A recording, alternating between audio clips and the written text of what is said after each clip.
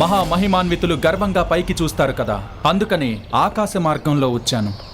ఓ సూతపుత్రుడికి ఇంత సాహసమా? పితామహుడు భీష్ముడికి మా రాకుమారులకి ఇంతటి ఘోర అవమానమా? విమానంలో ఎగిరే సాహసాన్ని ఎలా చేయగలడు? వెంటనే బంధించండి తన్ని.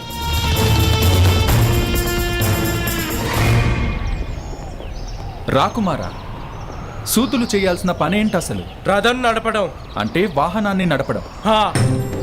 వాహనాలనే నడపగలరు కదా. మరిదేంటి రాకుమారా, ఇది కూడా గాల్లో ప్రయాణించే వాహనమే కదా. మీకేం అక్కడ దివ్యపక్షి కనిపించట్లేదు కదా?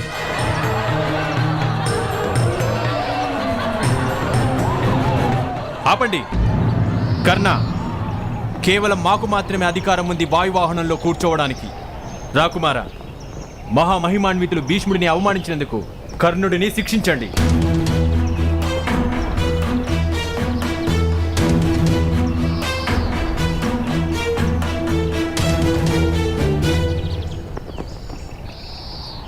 కర్ణ, వాయువాహనాన్ని నిర్మించే జ్ఞానాన్ని నువ్వెక్కడి నుంచి పొందావు? అగస్త్య సంహితలో దీని వర్ణన ఉంది మహామహిమాన్విత.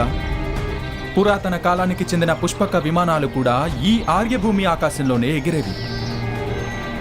రామచంద్ర భగవానుడు కూడా ఇలాంటి విమానంలోనే కూర్చుని లంక నుంచి అయోధ్యకి వచ్చారు కదా. పైగా ఏంటంటే జ్ఞానమూలంతో అసలు పనేముంది? జ్ఞాన ఫలం మీ ముందుంది కదా.